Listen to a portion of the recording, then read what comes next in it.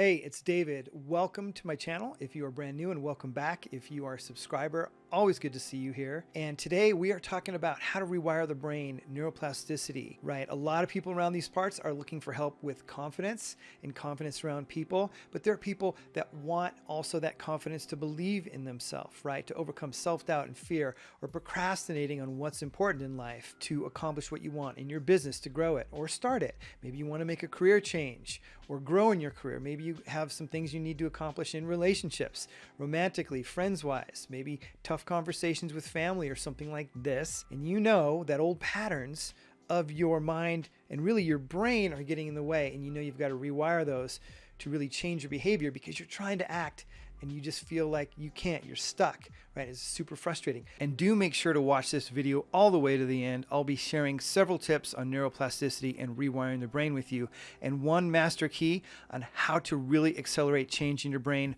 while sleeping less so you can accomplish more and succeed even more. Maybe you're here coming from more of a manifestation angle, not the standard psychological angle, and you want a deeper understanding of neuroplasticity to help your manifestations, your creations, come more effortlessly, more easily. Or maybe on a daily basis, you're faced with stress, anxiety, burnout, overwhelm, just feeling so overwhelmed with all these commitments that you have in your life. That's why we're talking today about neuroplasticity, why it's important, how it works, and how you can use it to benefit, to reprogram yourself. So let's dive in here and let's talk about what is neuroplasticity in the first place. Well, neuroplasticity is the brain's ability to change and adapt due to new experiences, right? Coming our way, coming its way. It's a term that refers to the brain's capability to change, reorganize, restructure, and grow new neural networks, and actually also turn down other ones. This can mean functional changes in the brain caused by damage, an accident, something that is traumatic to the brain physically, or also learning new things. So we've got the two wings here, one of something happening that diminishes the brain, but then it's able to rewire itself and go in different pathways. There's some amazing stories out there if you've ever seen them. And of course, learning new things and adapting, right, for us so that we can handle life as it comes at us. And so what we're talking about here pretty clearly, I think, is with neuroplasticity. That word, neuro, is for the neurons in the neural networks, and the plasticity is the ability to change, because the brain isn't actually plastic, right? It's made up of these fundamental structure units in the viewpoint of neuroscience. And researchers have found that the brain is made up of 100 billion with a B neurons. Early on, they believed that the brain was just how it was as we came out of the womb and were born, that nothing was changeable, let alone you couldn't grow even new neurons. Whatever you had, you could only lose brain cells. I remember this growing up. It's like, oh, you've lost your brain cells, you're never getting them back. Well, that's not true. They've found, thank God for all of us, right? This understanding will help us know that we can learn, change, and grow no matter how old we are. Although there does seem to be evidence from neuroscience that says, well, the younger you are, the more neuroplastic you are. But there are things that help keep your brain neuroplastic so that you don't just become an old fuddy-duddy, right? And there are amazing studies, one by Ellen Langager, I think her name is, Ellen Langer or Langager, where they took these older people, 60s, 70s, 80s even, and they were all kind of decrepit and had injuries, but they all kind of moved like they were old. And they put them in a house for a weekend, and they brought in all their stuff from when they were younger, and they set it up everywhere so they saw younger versions of themselves. And these people started playing soccer and baseball and moving around like they were younger again, because they set up an environment which reflected to them that, hey, they didn't have to just be this old version of themselves, and they changed. Now, of course, when the experiment ended and all that stuff got removed, they went back to their old selves because, they didn't really make those changes in their brain. It was only temporary, and that's part of an important thing to understand. And I think that we all know intuitively that change takes time. And if it's not reinforced and we go back to our old ways, then that means the old neural patterns and old ways of our brain are still more dominant. And thus we're going to go back to, in this case, acting like an old person. And by the way, really quickly want to tell you about a couple master classes / workshops I have for you. One is a Creating the Extraordinary workshop series. Amazing videos to help with change, especially if you are trying to overcome your limits of fear, anxiety, procrastination, self-doubt, all these things that are preventing you from making a big change and really accomplishing what you want in life, whether you're an entrepreneur, high achieving career professional, right? You really want to make that change, but you're struggling. Maybe you're struggling too with day-to-day stress, right? In your career, in your business. Great training to help you out, okay? The other one is my classic, How to Overcome Social Anxiety, Make New Friends, Better Connections with People, really create the life you want through overcoming social anxiety and shyness and being that socially confident, expressive version of you that's underneath. So I'm gonna link to both of those beneath so that you can check those out. Also, you can hit me up on Instagram. I'm at @DHActual. I'll put it up on the screen. Connect with me there. Feel free to shoot me a DM. Let me know what you're working on, what's up in life, what you're trying to change, accomplish. Would love to hear from you over there as well. And so there are two main types of neuroplasticity known today in the current version of neuroscience. One is functional plasticity, which is the brain's ability to reroute functions to physically damaged areas of the brain. And the second is structural plasticity, which has to do with learning and the ability to change within structures that aren't damaged, but just through the normal course of a normal brain that hasn't been damaged. And one of the most useful rules or laws in neuroscience that I learned back in 2011 or so from Dr. Joe Dispenza is what's commonly known as Hebb's rule or Hebb's law. And that simply states that neurons that fire together wire together, and neurons that don't won't, or they dissipate from the pattern that they have. So these neurons firing next to each other solidify into a pattern that activates much more the more that those neuronal pathways, or neural pathways rather, are fired and activated. And this is directly correlated to things like habit change, right? Which I've heard ranges from as little as 19 days to 266 days, or maybe 66 days to 365 days. I've heard a couple ranges to make a major habitual change. And that habitual change could be something as simple as drinking water every morning. But most of you here are here not to just change to drink water every morning, right? You want a bigger change in your life, something to do with stress, anxiety, overcoming fear, being more confident. Whatever that is you're seeking, you want that bigger change. It's obviously possibly going to take longer, but not necessarily, right? But it can explain why, if we're really trying to change something and it's taking a while, that we have stronger pathways that conflict from the new pathways. And that's pretty obvious to see in working with myself and changing, working with clients, especially when somebody is up and thinking very negative and it's like they can't even access thinking positively. Anything positive just feels like it's not real. It's not true. It couldn't be true. There's so much of this negative thinking and negative feeling, and I'm not being judgmental here. I'm just saying you just feel so crappy that even that glimmer of hope of positive thinking is like a little candle that goes out really fast. And it seems counterintuitive. It feels like we can't change.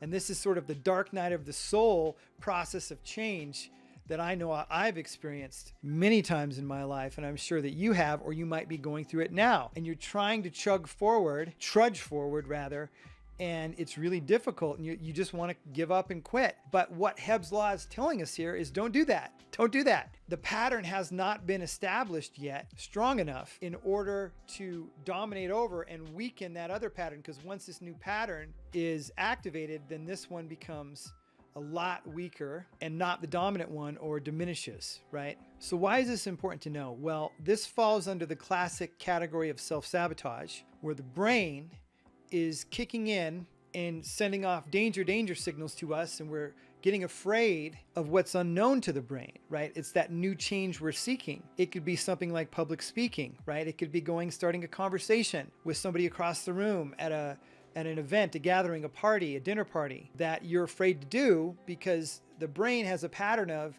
don't talk to people Otherwise, you might get rejected, wired in there. But it's just a wiring that can be rewired. And it actually has been rewired for me and my successful clients in terms of the social confidence vein that I've helped people with. And I've helped people with a lot of different things. So it's good to know this and know that Hebb's law is at play, that all it means is that there's a stronger pattern for don't talk to people instead of talk to people. That's it. But the way the brain works is it tricks us to believe that it's actually dangerous to do that thing when it's not in reality, because the brain, and I'll link to my self-sabotage video in the card here, also in the description beneath, the brain has a pattern, a functionality that prioritizes 1, safety and survival, and 2, conservation of energy.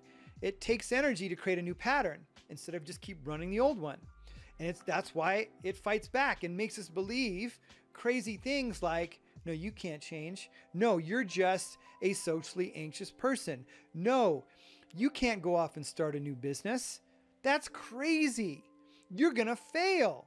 It's the brain going, don't do it, because we know this works and we don't know that this new one will. And that's the pain of change, quote unquote. But if you know this information and you persist, the brain will be shown, oh, well, this is actually okay and even better. And then it'll look back and go, well, this pattern, we don't really need it anymore. Super important to know. This could be with weight loss. This could be with breaking dating patterns of the wrong type of people that seem to feel right at first, but they end up being wrong. And this other person that you're not attracted to that doesn't feel right at first might actually be the one, because the neural pathways are just firing for that attraction pattern. And I've often used in my coaching, we attract based on who we are. And that's literally true in that sense.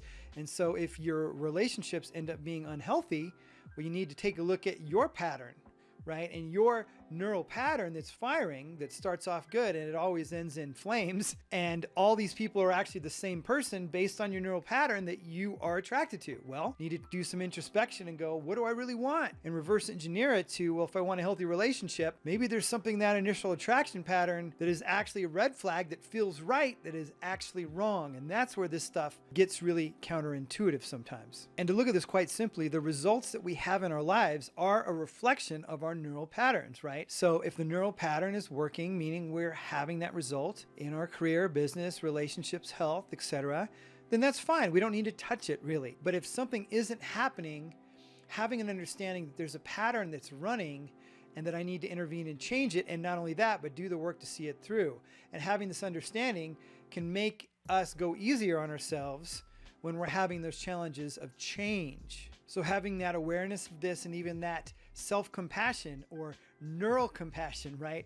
Compassion for ourselves and our brains, that this can be really tough, and lightening up the load, especially if you're somebody who grew up in an environment where if you made a mistake or did something wrong, you were an idiot, you were stupid, you couldn't get it right. That kind of stuff that can really get in the way, guilt, shame, all those things that I've experienced a lot of, especially on the shame side, that is just part of the pattern as well that we learned growing up, thinking, well, this is how you learn. You need to berate yourself when you do something wrong to make you better. And to some extent, it probably worked, but eventually that stuff has a shelf life as we get older, I've found, and actually prevents change when we are up against something that we really want to change or is really pulling us down. Shame is absolutely something that does not help, and that's self-berating. So having that self and that neural compassion, look guys, I just made up a new term, neural compassion. Oh my God!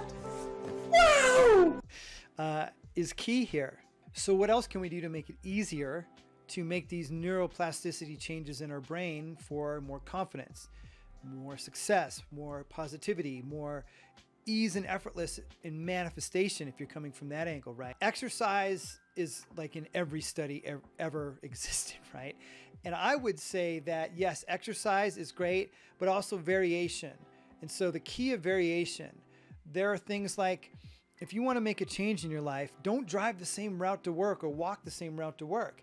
Do something that exposes your brain to new things lightly so that you start to open up to new possibilities. I've definitely experienced this, because if we're in the same patterns and we just run the same routes to the store, to work, to see our friends and family even, or stay in a room all the time and don't get out and actually facilitate change in our brain to learn something new, then those patterns overall seem to reinforce. So obviously learning something new, a new skill, a new hobby can be a great thing too, along with, so let's say you want to make a big change in your life, being more social, learning some new skill, whether it's in a group or not, can benefit you. Now, if it's in a group, even better if you're working on social confidence, right? Getting to kill two birds with one stone with the aspect of being social and learning something new, but it maybe is just to learn something new to activate your brain in a different way. And one thing I want to mention about the brain is there are certain centers that control certain things like motor skills and movement, right? And fine motor control and language and cognition.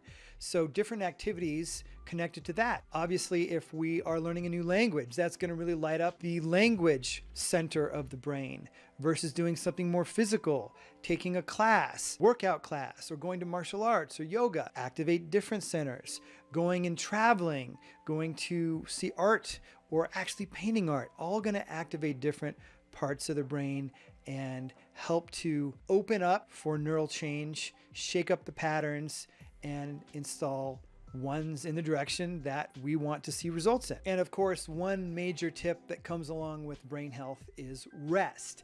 Now that may be sleep, but it may not have to be sleep. And let me say what I mean by that. Doing things like meditating and going to different states of brainwave activity, right? I can attest to this for sure. Okay, I can speak to this 100%. I went to a week-long meditation retreat with Joe Dispenza, and we were meditating anywhere from 4 to 8 hours a day. There was lecture, there were breakout groups, learning information, but we were also practicing meditation, visualization, for hours and hours every day. Sometimes as early as 4 in the morning. Those are the longer days, obviously, and meditating all the way up until 10 at night. Now, there were breaks in between, but sometimes those meditation sessions would be 2, 3, 4 hours, sometimes 30 minutes, 20 minutes, right? And I can tell you for a fact that I was ending up sleeping only 4 hours some days because we'd meditate till 10, socialize with people, then have to, go to bed and have to get up at 4 a.m. and maybe I was up late. I could get up and I had more energy than before I went to the retreat and I was sleeping 6, 7, 8 hours. Direct experience here I'm talking. Unfortunately, I have not kept up the habit of meditating that much.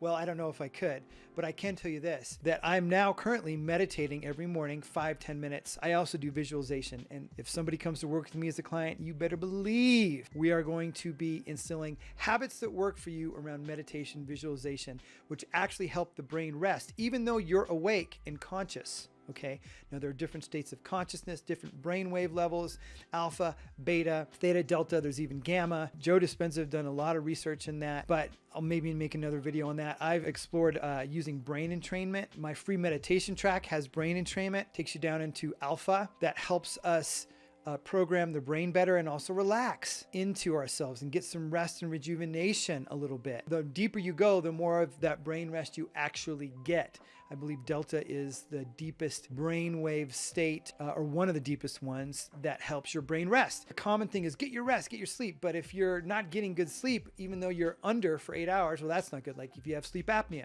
you're asleep, but you're not getting the proper brain rest. That's where things like meditation can come in and actually really, really help. Very fascinating. So we're talking about actual brain rest, which may or may not mean that you're fully asleep here. And adding on to my championing of meditation is mindfulness practice, or as I like to just say, awareness.